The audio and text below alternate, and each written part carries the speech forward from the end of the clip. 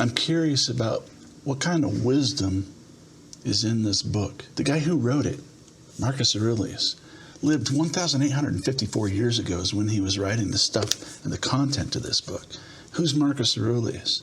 Well, he's the emperor of Rome at the time. The city of Rome had a population of nearly 1 million people in the city.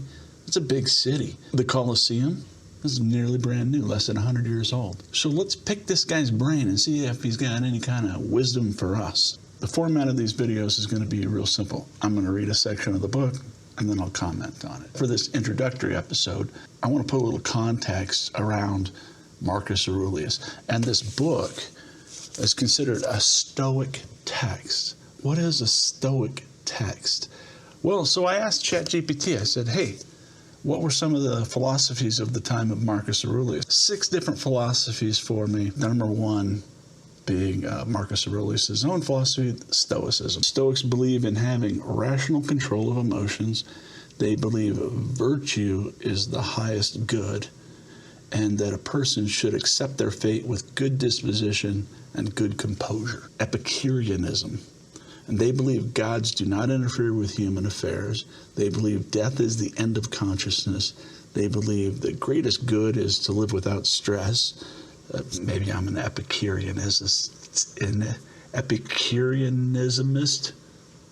They also believe the world is mechanistic and formed of little tiny things that you can't see, and they term those things atoms. Oh, yeah, and they think all explanations that are supernatural are childish. Platonic philosophy, you've probably heard of Socrates and Plato, and their whole thing is reason above everything else. Aristotle said that logic and empirical observation are key. Ethics is based on virtue, and the idea of the golden mean of behavior is to be strived for. What is this golden mean of behavior? So I went and looked that up. Pretty cool. Listen to this. So the golden mean of behavior, you shouldn't have too little and too much of the behavior. You want it to be golden right in the middle. I'll give you examples. Courage. Too little courage, you're a coward. Got that just... Too little courage, you're a coward.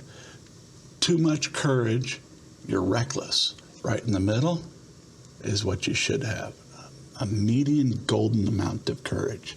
Next, generosity. Too little generosity, you're stingy. Too much generosity, you're wasteful. You want to be golden with your generosity. Honesty. You don't want to be dishonest, and you don't want to be, what they call it, blunt and insensitive. You want to have a golden amount of honesty. So next time somebody says something like, I'm just being honest, and they're being blunt and insensitive, they've got too much. Too much honesty isn't a good thing. Too much of a thing is as bad as having too little of a thing. Being blunt and insensitive is no better than being a liar.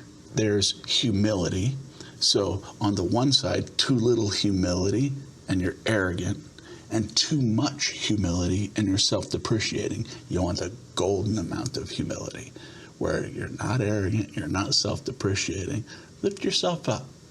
Be a friend to yourself. Be kind. Patience. Ooh. Too little patience, too much patience. What are they? Too little patience and you're hot-headed. You're quick to temper.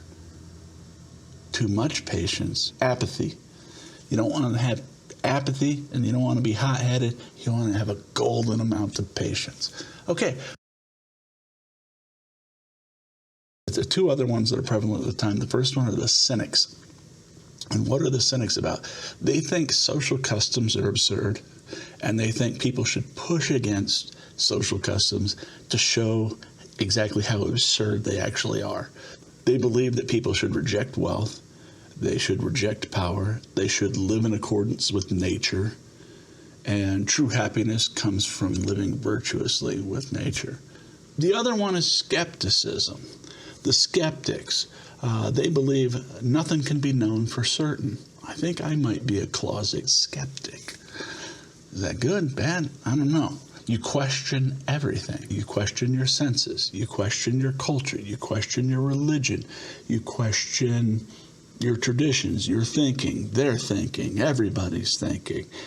Question everything. If you want inner peace, then suspend judgment. Don't stress over truth because human beings are not equipped to find it. The book comes and it looks like this.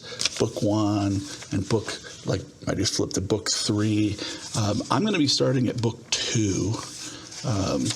I'll be starting at book 2, and then there are little sections that are numbered within the book. And so what I'm going to do is in the next episode and all future episodes, I'm going to begin by saying this is book 2, section 1 or section 5, whatever I'm at. And I'm just going to read it first off. No commentary, nothing. So the episode is going to begin, bang, and I'm just going to get right into reading where we're at. And then I'm going to think about it maybe a moment or two or not. I don't know. And then I'm going to comment on it. Will my comments be awesome? Maybe. Maybe they're good comments. Maybe they're bad comments. Maybe I'll drastically not understand. Maybe I'm not that brilliant. We'll take that for a certainty. Okay, so I felt that it was important to have some context around, if we're going to be reading a book about Stoicism, then what are the other philosophies that were prevalent at the time? And now we've got a little bit of that, so let's set all that crap aside.